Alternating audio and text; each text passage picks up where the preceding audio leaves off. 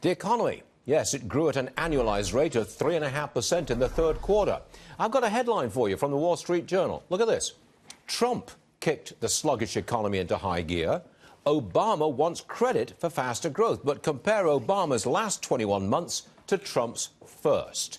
The author of that headline joins us now, Andy Puzder, former CKE Restaurants CEO. All right, Andy, your story is really that this is the Trump growth economy, and it's got nothing to do with President Obama. Is that where you're coming from?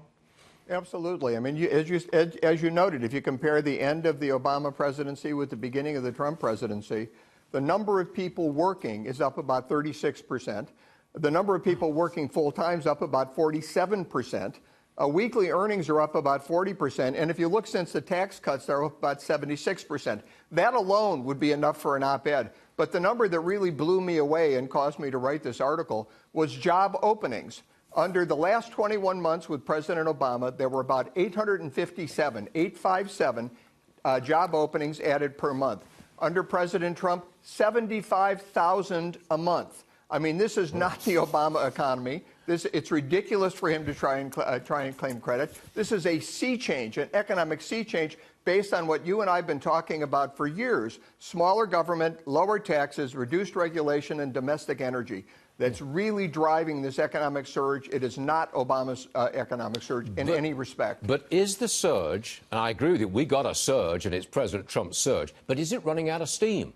I ask this because second quarter, 4% growth. Third quarter, 3% growth. Fourth quarter, the Atlanta Fed is looking at 2% growth. That's a downtrend. Is it running out of steam?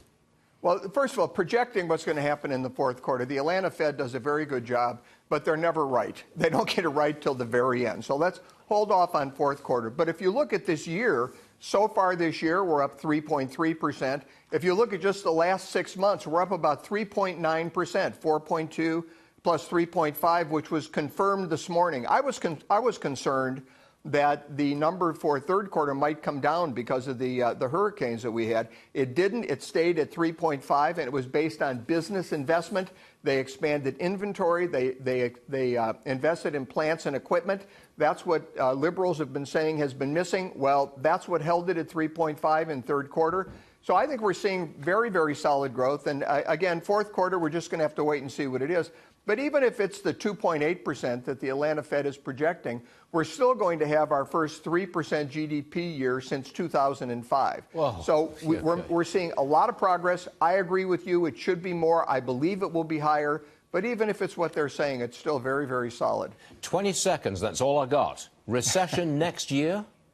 No, there's no recession next year. And you know, there's some people that are claiming that there was some sugar high from these tax cuts. They're exactly the same people that were claiming that the tax cuts were Armageddon and a punch to the belly of the middle class. You know, these people have no shame. They can either claim these tax cuts are going to kill the economy. When they don't, they claim it's only temporary and it's a sugar high. We're going to be fine next year. Go get them, Andy. Andy Puzder, everyone. Thank you for joining us, sir. Appreciate it. Thank you. My pleasure.